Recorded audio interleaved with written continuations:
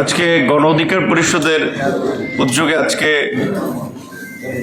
গণহত্যার বিচার, রাষ্ট্র সংস্কার এবং আগামী জাতীয় নির্বাচন নিয়ে এই গোলটেবিল বৈঠকে বিভিন্ন রাজনৈতিক দলের নেতৃবৃন্দ যদিও সকালের প্রোগ্রাম আমরা এর আগে কখনো এত আগে শুরু করি নাই, 11টার আগে, আজকে অনেক আগে শুরু হয়েছে। কারণ আপনারা জানেন একই সাথে জাতীয় ঐক্যমত্য কমিশনের একটি সভা চলছে। যদিও গতকালকে প্রধান উপদেষ্টার সভাপতিত্বে যে জাতীয় ঐক্যমত্যের কমিটির মতবিনিময় ছিল বিভিন্ন রাজনৈতিক দলের, সেখানেও আমরা বলে এসেছি যে কার্যত আসলে সংস্কারের বিষয়ে বিভিন্ন রাজনৈতিক দল প্রথম দফায় লিখিত প্রস্তাব দিয়েছে প্রত্যেকটি কমিশনের প্রেরিত চিঠির আলোকে। দ্বিতীয়ত, যেখানে বিভিন্ন রাজনৈতিক দলের প্রস্তাব কম্পাইল করে 166টি গুরুত্বপূর্ণ প্রস্তাবনা নিয়ে তারা যে স্প্রেডশিট আকারে বিভিন্ন রাজনৈতিক দলের মতামত জানতে চেয়েছে, সেটি নিয়েও একাধিকবার বৈঠক হয়েছে।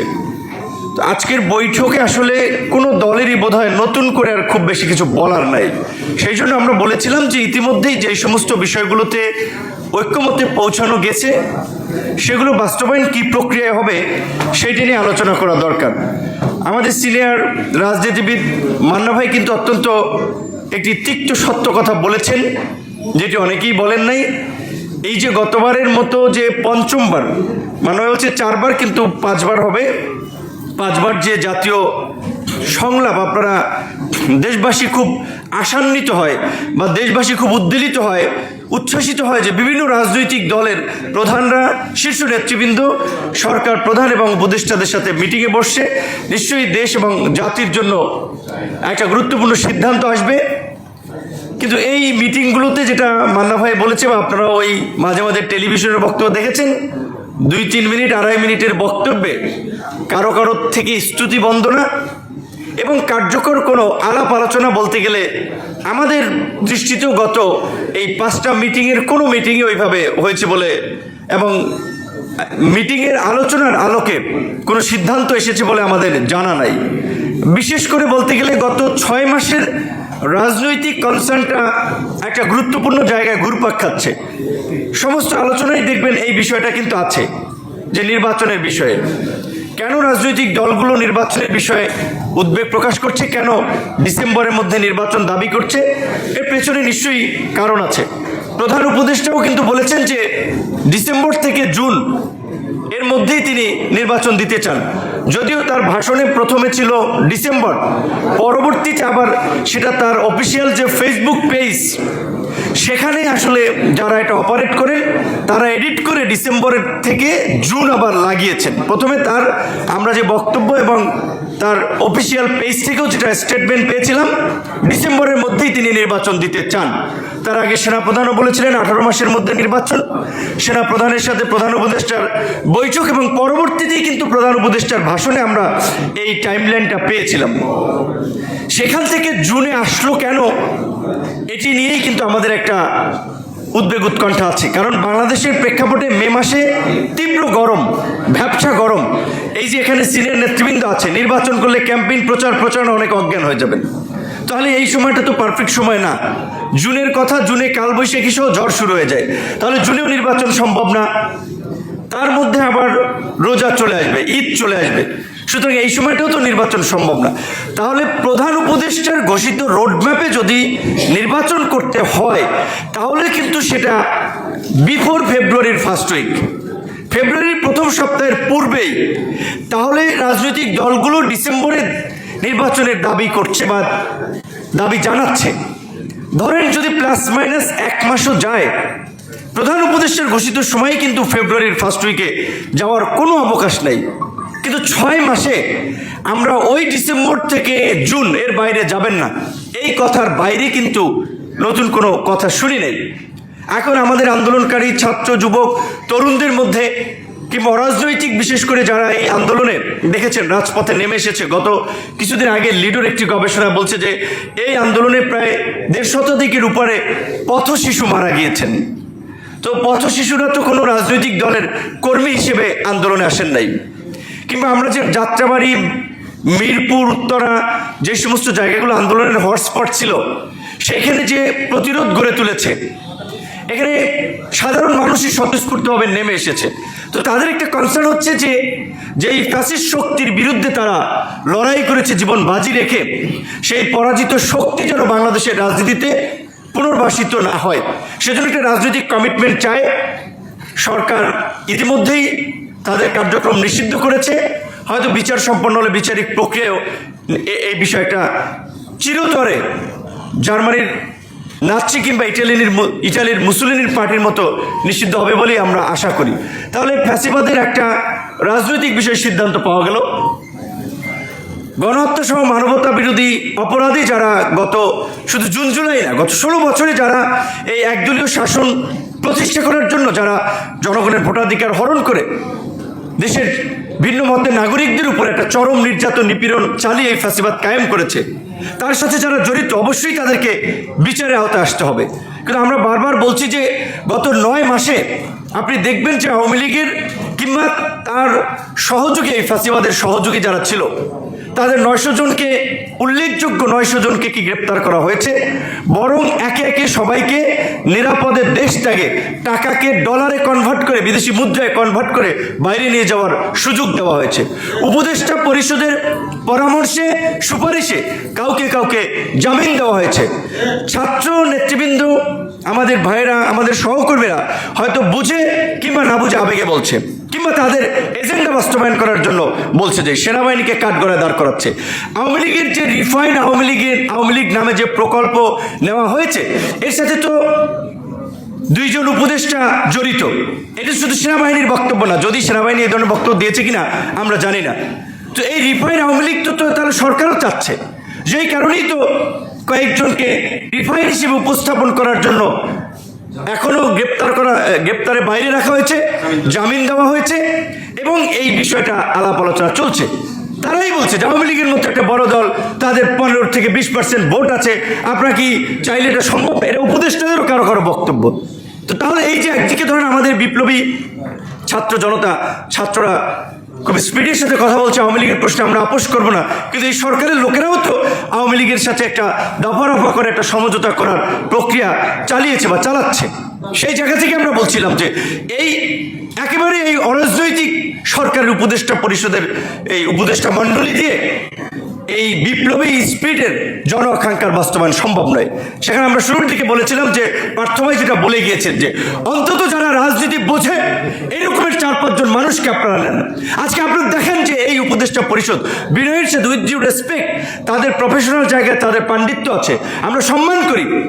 5টা লোক দেখাইতে পারবেন যারা রাজনৈতিকভাবে ভালো একটা ম্যানেজারিয়াল ক্যাপাসিটির তাদের আছে, রাজনৈতিক দলগুলোর সাথে, সরকারের সাথে একটা সংযোগ তৈরি করে, একটা সমন্বয় করে এই সংস্কার, বিচার এবং নির্বাচনের পথে বাংলাদেশকে নিয়ে যেতে পারবে।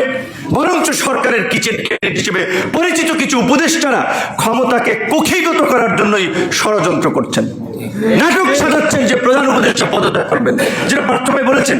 অবশ্যই প্রধান উপদেষ্টা যদি পদত্যাগ করেন, সর্বোচ্চ সিনিয়র নেতৃবৃন্দ তাদেরকে ডেকে তার এই অস্বস্তির কথা বা জানাতে পারেন, রাজনৈতিক দলের শীর্ষ নেতাদেরকে ডেকে জানাতে পারেন। আমাদেরকে তো এর আগেও 4 বার ডেকেছেন। নাহিদের কাছ থেকে আমাদের কেন শুনতে হবে? এবং নাহিদের রেফারেন্সে সেটা BBC, রয়টার্স, নিউ ইয়র্ক টাইমসে নিউজ হবে। এই যে কি সরকারের কাছ থেকে আমরা প্রত্যাশা করেছিলাম। এবং আজকে আপনারা বলছেন বা অনেকে সোশ্যাল মিডিয়ার কারণে সহজে মানুষ বক্তব্য দিলে ভাইরাল হয়ে যায়, মিলিয়ন মিলিয়ন মানুষের কাছে পৌঁছে যায়। আর কিছু মানুষ কিছু ধর্মীয় সেন্টিমেন্ট মশলার মতো মাখিয়ে চটকদার গরম গরম কথা বলে মানুষকে নানানভাবে বিভ্রান্ত করছে। আজকে অনেকে বলছে যে এনসিপিকে বোধহয় ক্ষমতায় নেওয়ার জন্য, ক্ষমতায়িত করার জন্য বোধহয় সরকার নির্বাচন পেছাতে যাচ্ছে। প্রকৃত অর্থে সেটা না। আমাদের ধারণা, আমাদের যতটুকু উপলব্ধি, ইতিমধ্যেই সেই বিষয়গুলো আলোচনায় আসছে যে বাংলাদেশের মতো একটা ঘনবসতিপূর্ণ দেশ, এত সংকটের মধ্যে দিয়ে আমরা যাচ্ছি, সেখানে বাংলাদেশের ভূখণ্ড ব্যবহার করে মিয়ানমারকে করিডোর দেওয়ার যে প্রকল্প, এটি একটি বিদেশি চক্রান্ত, এটি একটি বিদেশি প্রজেক্ট। এর মধ্যে দিয়ে বাংলাদেশকে বিদেশিদের একটা কুরুক্ষেত্রে পরিণত করার ষড়যন্ত্র এবং ছক আঁকা হচ্ছে। এই ছক বাস্তবায়নের জন্য নির্বাচন পেছানো হতে পারে। বন্দরের কথা বলেছে, এরকম আরো অনেক ইস্যু আছে যেগুলো আমরা পাবলিকলি বলতে চাই না, যেটা সালাউদ্দিন সাহেব গতকালকেও বলেছে যে সরকারকে একাধিকবার আমাদের কনসার্নটা জানিয়েছি কেন আমরা ডিসেম্বর নির্বাচন চাই। এবং গতকালকের মিটিংও দেখেছেন, এখন প্রধান উপদেষ্টাকে উদ্ধৃত করে যে নিউজটি এসেছিল জাপান থেকে যে একটি মাত্র দল নির্বাচন চায়, কিন্তু গতকালকে আপনারা শুনেছেন 26 দলের বক্তব্যের মধ্যে 23 দলই ডিসেম্বর এবং তার আগে নির্বাচন চায়। এর আগের কেয়ারটেকার গভর্নমেন্ট 3 মাস ইলেকশন করেছে। এখন বন্ধুগণ, এই বিষয়টা তো আমাদেরকে রিয়ালাইজ করতে হবে। আমি বলছি, আমি ব্যক্তিগতভাবে ডক্টর ইউনূসের প্রতি একজন মহাচ্ছন্ন ব্যক্তি।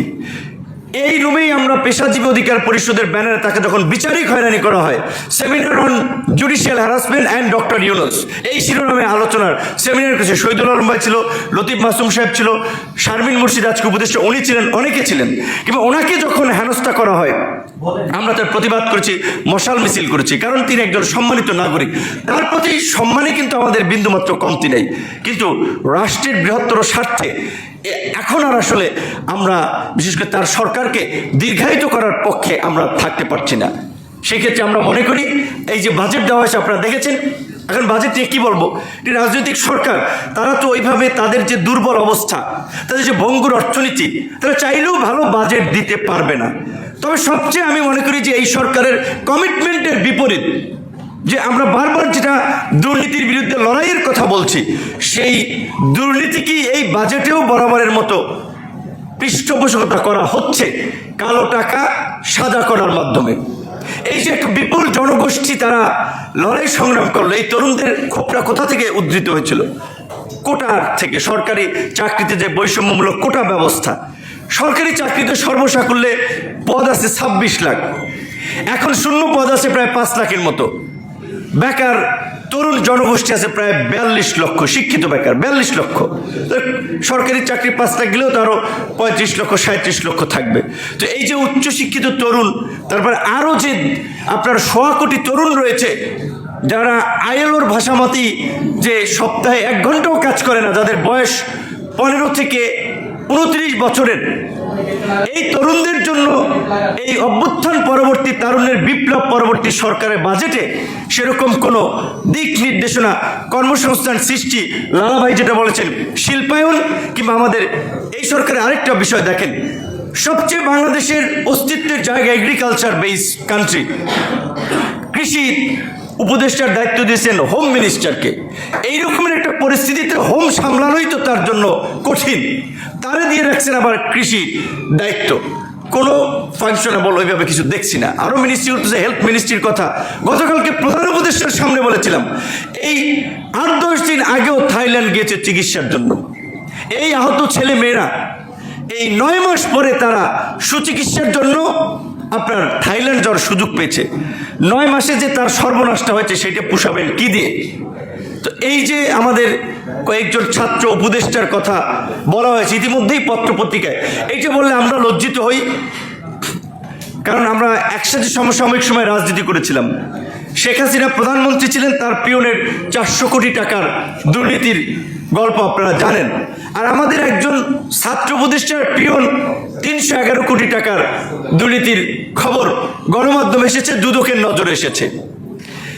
এই শেখ হাসিনা যেভাবে ব্যাংক লুট করেছে, শেখ হাসিনার লোকেরা যেভাবে বিভিন্ন প্রকল্পের নামে আপনারা বরগুনায় দেখেছেন, প্রকল্প না করেই টাকা উঠিয়ে নিয়েছেন। তার নামও মহারাজ, কাজও করেছেন মহারাজের মতো, এমপি ছিলেন আওয়ামী লীগের। তো আজকে নগদের মতো একটা প্রতিষ্ঠান থেকে আমরা দেখলাম 150 কোটি টাকা গায়েবের কতগুলো সংবাদ পত্রপত্রিকা আসলো, এবং মিডিয়া আমরা দেখেছি আওয়ামী লীগের আমলে কন্ট্রোল ছিল, এখনো মিডিয়া অনেকখানি কন্ট্রোল। সেই নগদের নিউজ সব মিডিয়া আবার রিমুভ করে দিতে বাধ্য হচ্ছে, বা যারা নিউজ করছে তাদেরকে নানানভাবে হুমকি ধামকিও দেওয়া হচ্ছে। এমনকি মিডিয়াতে হুদাভাই বলেছেন, হুদাভাই আছেন, যে এসব যারা এই ফাউল কথা হচ্ছে বলে, যা পারে না সেটাও বলে, সিনিয়র নেতৃবৃন্দ কেন টকশোতে জানো, হুদাভাই বলেছেন টকশোতে তো হাউসগুলোতে লিস্ট পাঠিয়ে দেওয়া হচ্ছে। আওয়ামী লীগের আমলে আগে লিস্ট পাঠাতো যে আসিফ নজরুল, নুরুল কবির, ভিপি নূর এরকম কিছু ব্যক্তি, তাদেরকে ডাকা যাবে না। আর এখন লিস্ট পাঠানো হচ্ছে অমুককে ডাকতে হবে। তাহলে এই গণ অভ্যুত্থান পরবর্তী মিডিয়ার স্বাধীনতাটা কোথায়? এরকম একটা ইন্টারিম গভর্নমেন্টের সময় যদি মিডিয়াকে টুটি চেপে ধরা হয়, নিয়ন্ত্রণ করতে চেষ্টা করা হয়, আওয়ামী লীগের শীর্ষ ব্যবসায়ী, লুটেরা, মাফিয়াদেরকে ডেকে নিয়ে আলাপ আলোচনা হচ্ছে নতুন পার্টিকে ফান্ড করেন, নাহলে আপনারা ফ্যাসিবাদের দোষর, মামলা দেওয়া হবে, গ্রেপ্তার করা হবে। কয়জনকে গ্রেপ্তার করা হয়েছে দেখেছেন? সবাই কিন্তু তলে তলে সমঝোতা করছে। তো এই জন্য আমরা বলছি যে বিচার এটা রাতারাতি সম্পন্ন হয়ে যাবে না।